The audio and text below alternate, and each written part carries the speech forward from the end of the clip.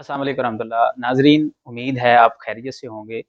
आजकल social media के ऊपर एक खबर गर्दिश कर रही है कि जबरी मजहब की तब्दीली के हवाले से एक बिल जो है वो पेश होने जा रहा है। उसके बुनियादी नुकात जो सामने आए हैं वो ये हैं कि कोई आदमी 18 साल की उम्र से पहले इस्लाम कबूल नहीं कर सकता, और अगर कोई आदमी 18 साल की उम्र में भी इस्लाम कबूल करना चाहता है तो वो भी एक सेशन जज को दरख्वास्त देगा, और उसके बाद 7 दिन बाद वो जज चाहे तो उसको सर्टिफिकेट दे देगा, नहीं तो वो सेशन जज की निगरानी में उसको 90 रोज तक जो है वो मुख्तलिफ अदयान की कुतब का मुताला करवा के उसके बाद उसकी राय लेके उसको जो है वो सर्टिफिकेट जारी करेगा। तो इसके ऊपर जो है वो हम राय लेते हैं। आज हमारे पास मेहमान मौजूद हैं, डॉक्टर हसन मदनी साहब जो लेक्चरार हैं पंजाब यूनिवर्सिटी के अंदर, के शरई एतबार से इसकी क्या अहमियत है।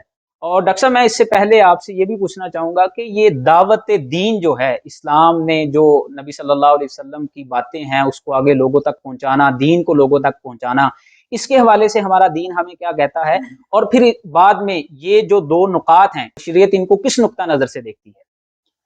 बिस्मिल्लाहिर्रहमानिर्रहीम अल्हम्दुलिल्लाहि वकफ़ा वस्सलातु वस्सलामु अला इबादिहिल्लज़ीना इस्तफ़ा अम्मा बाद।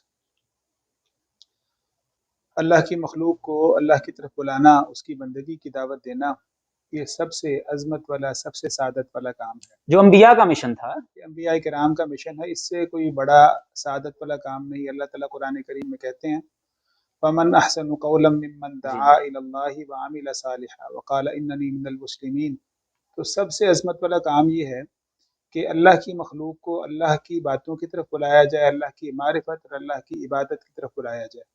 और ये सिर्फ़ अंबिया किराम का काम नहीं है, बल्कि ये दावत हर मुसलमान का फ़रीज़ा है। अल्लाह ताला कुरान करीम में इरशाद फरमाते हैं, उम्मत मुहम्मदिया का इम्तियाज़ ये है, वलतकुम मिनकुम उम्मतुन यदऊना इलल खैरि व यअमुरूना बिल मारूफ़ि व यनहौना अनिल मुनकर व उलाइका हुमुल मुफ़लिहून। कि मुफ़लिह कौन है, कामयाब कौन है? कामयाब वो लोग हैं जो कि तुम में से लोगों को खैर की तरफ बुलाते हैं और वो बुराई से रोकते हैं और नेक काम का वो हुक्म देते हैं, और यही कामयाब लोग हैं। तो ये बिल में दावत का मौजू इसलिए पहले इसको वाज़ेह करना ज़रूरी है कि इस बिल में जो दावत देने वाला है, जो सबसे अच्छा काम करने वाला है, जो अंबिया किराम का काम करने वाला है, और जो हर मुसलमान के लिए उसकी फलाह की बुनियादी शर्त है, उस शर्त को ही जुर्म बना दिया गया। तो एक ऐसा काम जिस काम को कुरान करीम ने इम्तियाज़ बनाकर पेश किया है, वह उलाइका हुमुल मुफ़लिहून करके पेश किया, और ये उम्मत मुहम्मदिया के इम्तियाज़ है, वही काम जुर्म बन गया। तो इससे आप अंदाज़ा कर लीजिए कि ये बिल किस रुख पर जा रहा है। तो इसलिए इस बिल को हमें इस पहलू से बतौर ख़ास देखना चाहिए। फिर ये इस बिल के तनाजुर में अगर देखा जाए कि लोगों को जो है वो अल्लाह के दीन की तरफ बुलाने वाला आदमी अगर वो इस्लाम कबूल नहीं करेगा, तो इस्लाम कबूल ना करने की सूरत में उसको जुर्माना, दाई को, दावत देने वाले को जुर्माने का सामना करना पड़ेगा, कैद का सामना करना पड़ेगा।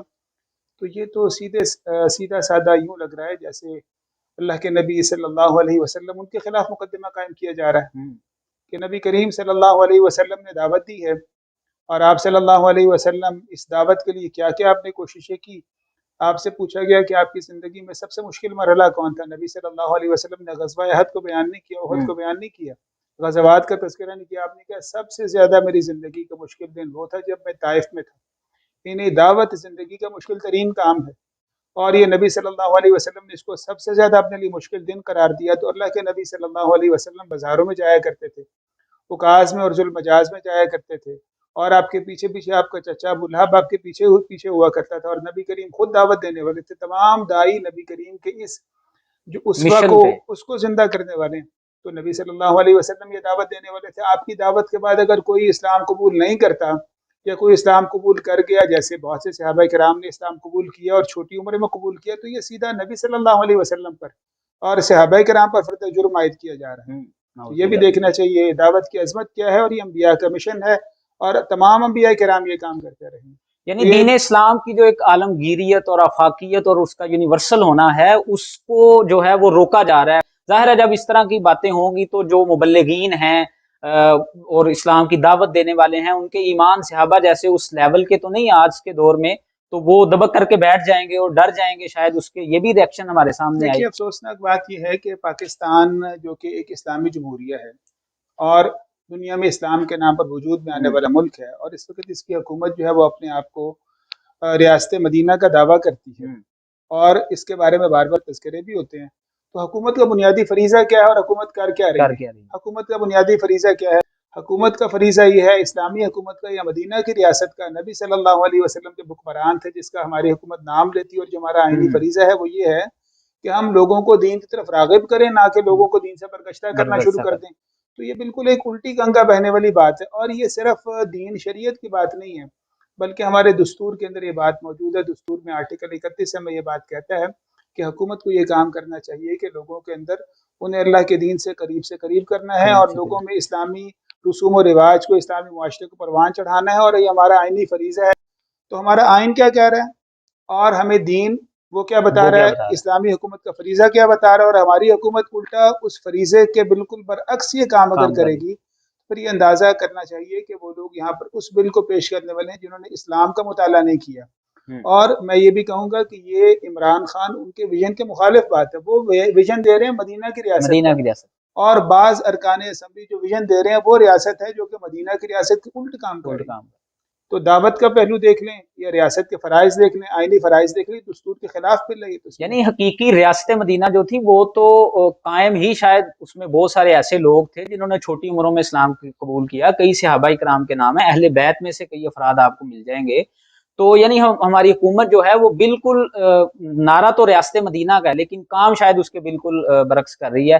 ایک دو اور تفصیلات آپ کو اس فلم میں جو ایک دو باتیں اور بھی سامنے آتی ہیں نا، وہ بھی عرض کر دوں۔ ریاست یا حکومت کا بنیادی فریضہ یہ ہے کہ وہ حکومت اللہ کے جو احکام ہے اسلامی حکومت، ان احکام کو نافذ کرنے کی ذمہ دار ہے۔ جیسے آپ کو بتایا نبی صلی اللہ علیہ وسلم کے جو حکمران تھے وہ کیا کام کرتے تھے، خلفاء راشدین کیا کام کرتے تھے، سیدنا ابو بکر صدیق رضی اللہ تعالیٰ عنہ نے زکوٰۃ نہ دینے والوں کے خلاف جہاد کیا، تو گویا کہ وہ زکوٰۃ کے نظام کو قائم کرنے والے تھے، اسلام کے وہ محافظ تھے۔ تو اسلام کے احکام میں سے یہ حکم بھی شامل ہے کہ جو بندہ غیر مسلم ہو جائے اس غیر مسلم کے اوپر سزا کو نافذ کیا جائے۔ حکومت کا جو فریضہ ہے کہ وہ اسلامی حکام کو یہاں پر قائم کرے، حکومت اپنے اس فریضے کو تو پورا نہیں کرے۔ اگر کوئی انسان یہ جرم کرتا ہے پاکستان میں کہ یہاں پر وہ اسلام کو چھوڑتا ہے، تو حکومت کا فریضہ ہے کہ اس کو اس پر سزا کا نفاذ کرے۔